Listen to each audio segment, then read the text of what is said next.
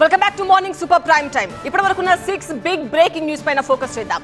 Breaking number 1, SLBC టన్నెల్లో గల్లంతైన వారి ఆచూకీ కోసం ఇవాళ శునకాలతో అన్వేషణ సాగబోతోంది.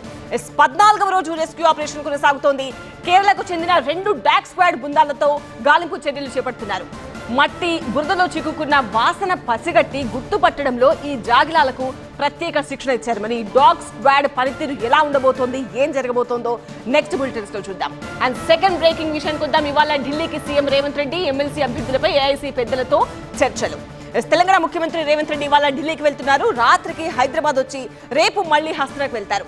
ఎమ్మెల్సీ అభ్యర్థులపై ఏఐసీసీ పెద్దలతో రేవంత్ రెడ్డి చర్చిస్తారు. చర్చల తర్వాత అభ్యర్థుల పేర్లను ప్రకటిస్తారు. మరి ఎవరు ఆ అభ్యర్థులు, ఆ పేర్లు ఎవరివి అన్న ఉత్కంఠకు మరికొన్ని గంటల్లో తెరపడబోతోంది. థర్డ్ బ్రేకింగ్, పార్టీ నేతలతో ఇవాళ బీఆర్ఎస్ అధినేత కేసీఆర్ సమావేశం.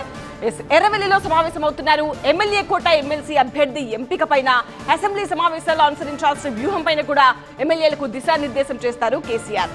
Fourth breaking, build AP mission అంశంపై ఇవాళ అసెంబ్లీలో సీఎం చంద్రబాబు ప్రకటన.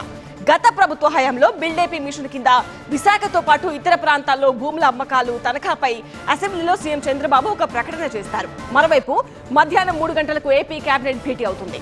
ఫిఫ్త్ బ్రేకింగ్, తహూర్ రాణాను భారత్ కు అప్పగించకూడదన్న పిటిషన్ కొట్టేసిన అమెరికా కోర్టు. 26/11 మాస్టర్ మైండ్ అయిన తహూర్ రాణాకు అమెరికా సుప్రీంకోర్టు షాక్ ఇచ్చింది. భారత్ కు తనను అప్పగించకూడదు అన్న పిటిషన్ ను కోర్టు తోసిపుచ్చింది. దీంతో తహూర్ రాణాను భారత్ కు అప్పగించబోతోంది అమెరికా.